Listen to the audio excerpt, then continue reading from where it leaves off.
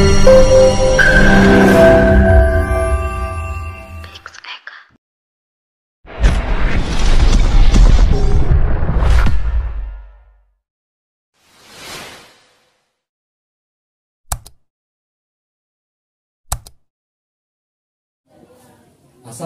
warahmatullahi wabarakatuh.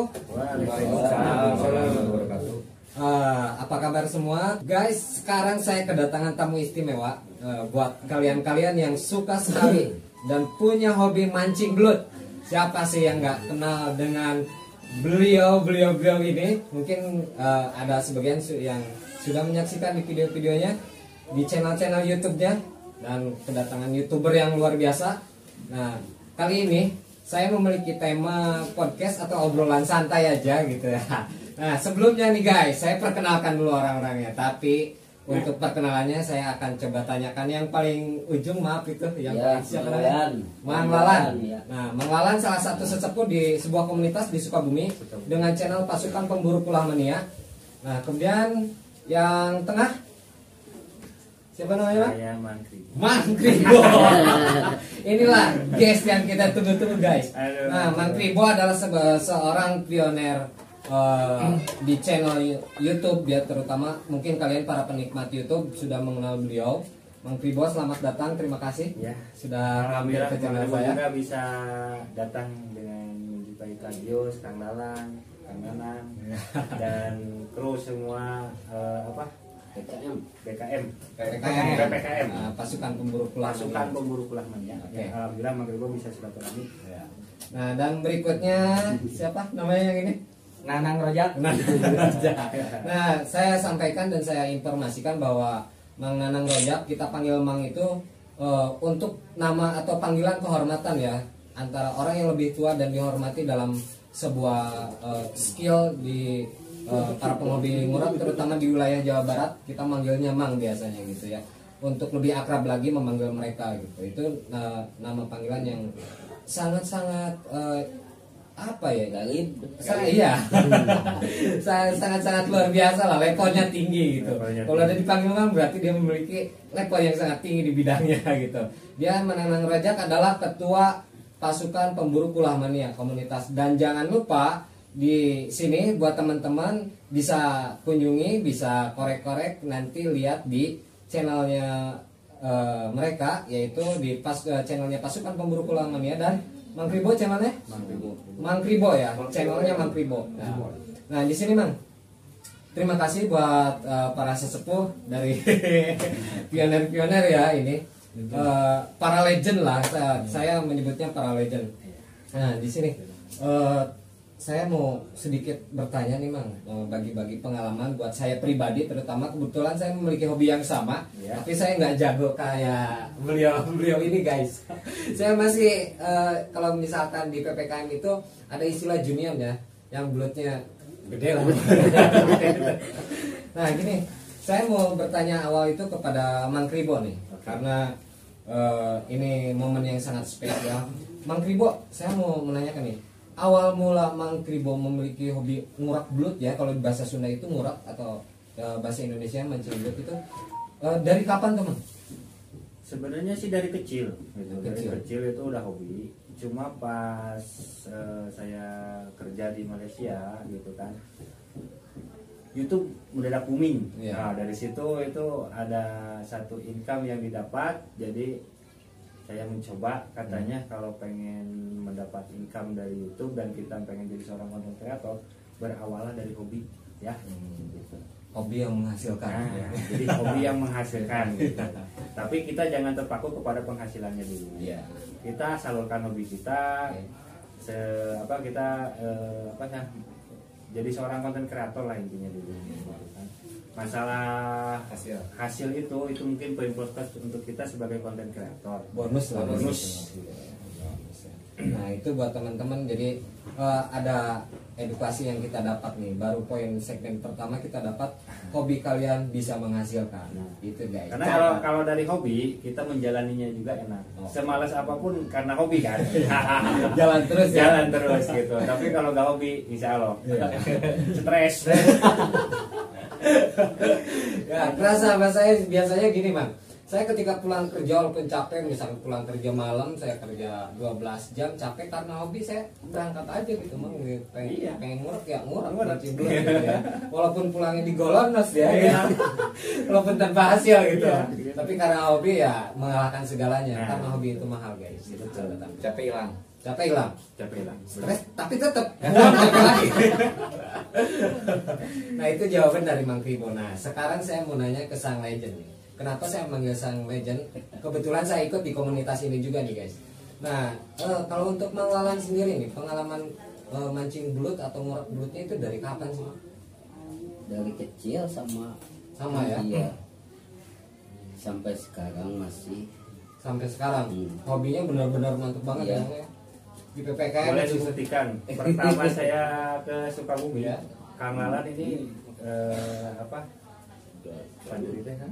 Belakangan datangnya. Tahu informasi saya ada di Sukabumi ya? Dengan anaknya nyusul ke spot. Salut. Benar ini hobi. Sang legend ini sang legend. Hobinya positif, bukan sama bibi.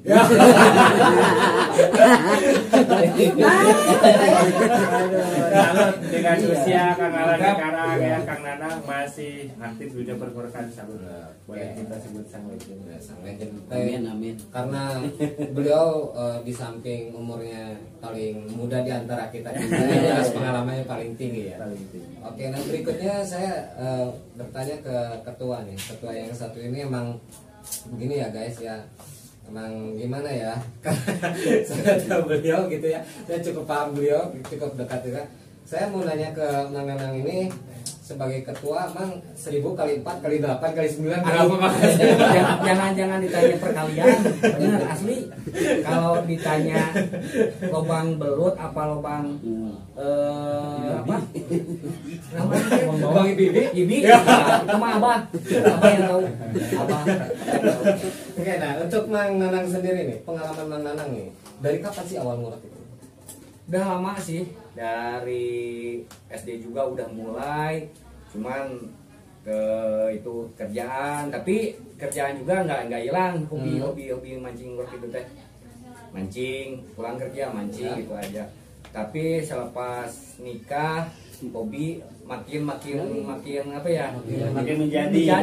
Makin menjadi. Tapi alhamdulillah istri mendukung.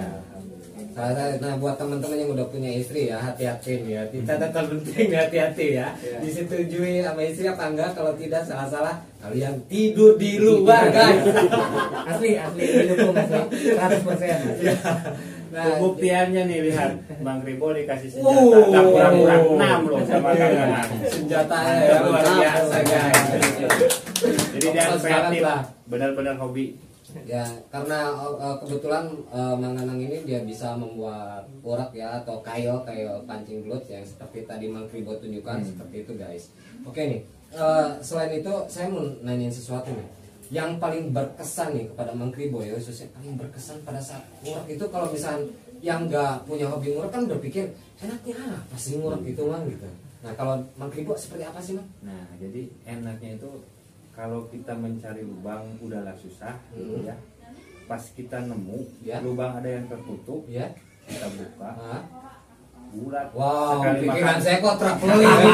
Susah dari lubang dibuka terus apa nih Bang? Kita menjelaskan lebih detail. Lubang belut yang tersembunyi kita bisa dapatkan dan hasilnya maksimal. Tarikannya itu loh. Lubang belut guys, awas guys, kayaknya. jangan salah. Kan lubang bibi baik. Jadi kita racing, pas itu dia makan, kita tarik, sensasinya itu luar biasa. pokoknya semua hilang. Stres hilang, tapi sampai rumah stres lagi. Nah itu, ini sesuatu yang mahal mungkin Bang ya. Ketika tarikan belutnya atau ketika kita menemukan lubang tapi dalamnya ternyata belut bersisik, kalau enggak lobster, kalau enggak kepiting, kalau enggak ibibi, maksudnya yang lain gitu ya. Nah selain itu Bang, saya pengen mulai suka duka ketika hobi Mang Kribo itu kan mancing belut nih ya. Di channelnya pun buat teman-teman bisa kunjungi channel Mang Kribo ya, catat Mang Kribo. Nah suka duka sebagai konten kreator di YouTube-nya sendiri dan suka duka ketika mancing belut secara pribadi itu seperti apa? Banyak sebenarnya. Cuma Mang Kribo nggak dipublikasikan salahnya itu. Seharusnya itu momen di situ. Biar penonton tahu nggak seenak di dalam video sebenarnya. Seperti kaki kena pecahan beling, paku, keong gitu. Itu sakitnya luar biasa, lumayan. Bisa kita Saya pernah ngalamin. mungkin bagi penggerak semuanya juga pernah mengalami sebenarnya. Kaki saya sampai sobek gitu benar-benar gitu. Untung hati saya nggak pernah sampai Panas, hujan gitu kan. Gitu perjalanan jauh. Banyak juga tuh. Kadang kan bagi penghobi mancing belut itu ngerokok terutama ya, bisa habis berbatang-batang guys, pas pulang minta rokok lagi dimarahin guys. Saya ngalamin seperti itu. Oke, terima kasih. Terima kasih Mang Kribo. Nah, sekarang saya nanya ke beliau paling takut kalau saya mau nanya. Saya pernah nanya nggak sulit-sulit buat Mang Lalan kalau misalkan hukum gravitasi gimana sih Mang? Ya, untuk Mang Lalan sendiri nih, suka duka Mang Lalan kan suka hobi ngurak juga. Suka duka bagi Mang Lalan itu sukanya apa sih di ngurak dan dukanya seperti apa? Kalau sukanya, kalau kita udah pusing dagang jualan di pasar ya, langsung mancing belut tuh ya, dapat babon itu hilang gitu, pusing gitu hilang. Jadi suka saya teh. Oh, sukanya di situ. Nah, dukanya pulang ngurak. Nah, dukanya gitu kalau pulang lagi inget utang. Makanya saya ngasih saran ya. Kalau yang banyak utang itu cobain dah begitu, pasti hilang. Hilang ya. Tapi pas pulang ingat lagi ya. Oke, terima kasih buat Sang Legend, buat Mang Lalan. Nah ini sekarang saya mau nanya balik ke Mang Ketu ya. Saya biasa manggilnya Mang Ketu. Pertanyaan yang sama nih, silakan seperti apa? Kalau enaknya direstuin sama istri, kalau pulang urat disediain air panas. Oh iya, mantap. So sweet sekali guys. Asli. Mandi air hangat. Dukanya Dukanya udah tarik sama babon mocel.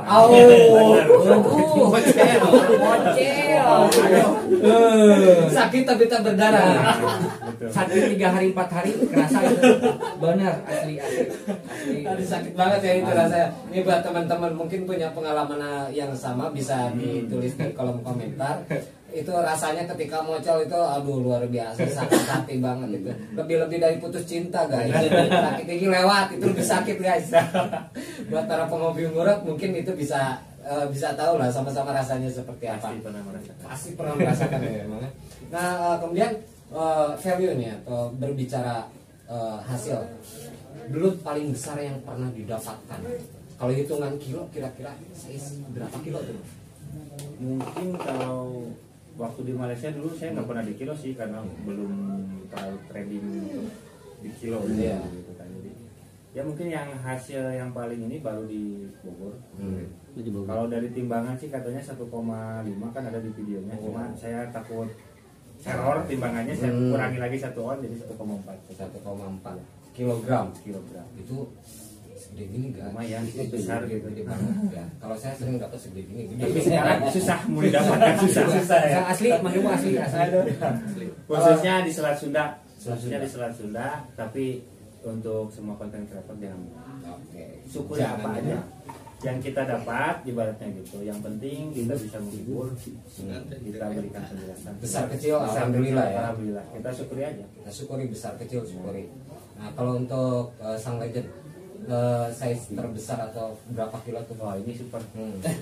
Perasaan kalau saya lihat di channelnya PPKM nih Sang Legend itu atau Mang Lalan ini dapatnya gede terus ya. Luar biasa gitu. Jadi tidak salah dengan julukan Sang Legend nih guys. Berapa kilo nih? 2 kilo, 2,5 karena saya belum pernah 2 kilo. Belum pernah bawa timbangan, tapi kisaran sekitar 2 kilo ya. Oh itu gede banget ya. Ukuran belut gitu. Tangan anak. Belut monster ya. Kalau untuk ketua sendiri, yang paling kecil saya nggak nanya paling gede, tolong ketua. Kalau paling kecil nggak, paling segini-gini lah. Kemarin kelas dia dapat guys. Itu mah kekayet. Kait ya. Karena yang paling besar berapa kilo Ben? Ada di itunya 1,7 tapi sampai sekarang belum dapat lagi. Susah, sangat langka ya. Sekarang. Karena sangat langka sekali. Angka Setiap kota, setiap daerah beda. Beda. Berarti demografi suatu wilayah itu karakter belutnya, size belutnya dan sebagainya itu berbeda gitu ya Bang. Betul. Yang saya alami dari Sumatera, Selat Sunda, Jawa, umpan pun berpengaruh. Oh, berpengaruh. Setiap daerah itu beda-beda. Nah, buat teman-teman nih, ilmu juga nih. Umpan setiap daerah itu berbeda. Ada yang bisa pakai apa tuh, Bang? Size, ada yang pakai cacing, ada yang pakai katak, ada pakai ikan, beda-beda lah. Oh. Dan size pancing pun berpengaruh juga. Oh, size Ukuran pancing tali berpengaruh. itu berpengaruh setiap daerah. Itu sangat bermanfaat tuh ilmu. Jadi belum tentu di wilayah misalkan saya tinggal di Sukabumi sering pakai cacing, ketika dibawa ke Kalimantan pakai cacing belum tentu makan berarti kan. Oh, itu penting banget tuh guys ya. Nah, kebetulan Mang Kribo nanti di channelnya nih guys. Nah, di situ bisa kalian tonton, bisa kalian lihat beberapa cara dan tutor mungkin, dan bisa jadikan pengalaman buat kalian semua ya, cara mancing belutnya seperti apa gitu. Nah, satu hal Mang Kribo,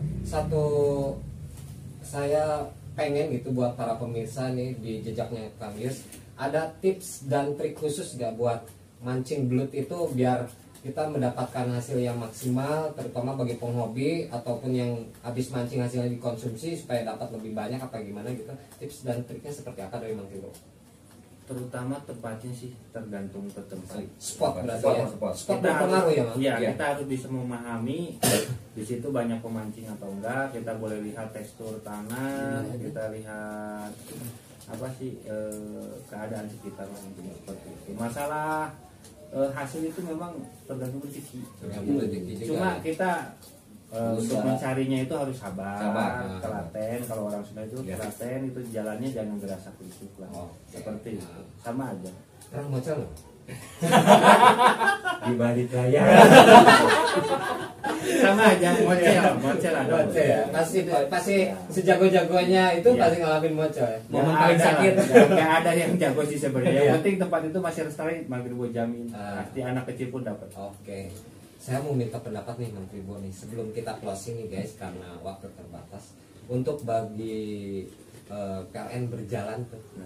Itu gimana tuh? Untuk PLN berjalan sih yang Mang Kribo ini ya, boleh dikatakan sah, boleh dikatakan tidak, tergantung individunya. Kalau dia merasa cukup untuk konsumsi ya untuk konsumsi lah. Yang kecil jangan dikasih. Kan cenderung mati kan Mati. ya kalau misalnya disetrum gitu kan. Sedangkan populasi belut itu pertumbuhannya beda dengan ikan. Oh gitu. Iya, jadi kita semakin susah gitu. Karena Mang Kribo mengamati pertumbuhannya itu lambat, nggak kayak seperti ikan gitu. Kalau boleh kita ya lestarikan lah, biar anak cucu kita bisa merasakan gimana sih sensasi murah gitu ya. Betul ya. Jadi jangan dibantai habis lah. Tolonglah, ini saya pribadi nih menyampaikan, tolong untuk para PLN berjalan konsumtif maupun secara ekonomis mungkin teman-teman juga perlu seperti itu, tapi bisa memilah mungkin ya gitu. Jadi size berapa yang bisa diambil tuh, jangan sampai semua disikat juga, karena perkembang biakan si belut itu lambat ya perkembangannya gitu. Jadi populasinya semakin sedikit dan juga bisa mengganggu ekosistem alam ya Mang. Oke. Itu catatan penting buat kita semua. Terima kasih kepada Mang Lalan, kemudian terima kasih kepada Mang Kribo yang sudah mampir ke channel saya setelah berbincang-bincang sedikit dan cukup menarik. Terima kasih kepada Mang Ketu juga. Nah guys, coaching atau misalkan podcast atau misalkan hal-hal yang lain dan kalian misalkan punya hobi, bisa disimak dan ada edukasinya yang bisa kita dapat semua yang disampaikan oleh para master ini ya, karena mereka sangat legend. Terima kasih sudah kali ini sangat menarik ya obrolan kali ini buat teman-teman, semoga mendapatkan edukasi atau misalnya mendapatkan tontonan yang sangat menarik buat kita semua. Terima kasih buat para tiga legend. Assalamualaikum warahmatullahi wabarakatuh. Tetap di pernah ada di sini. Subscribe.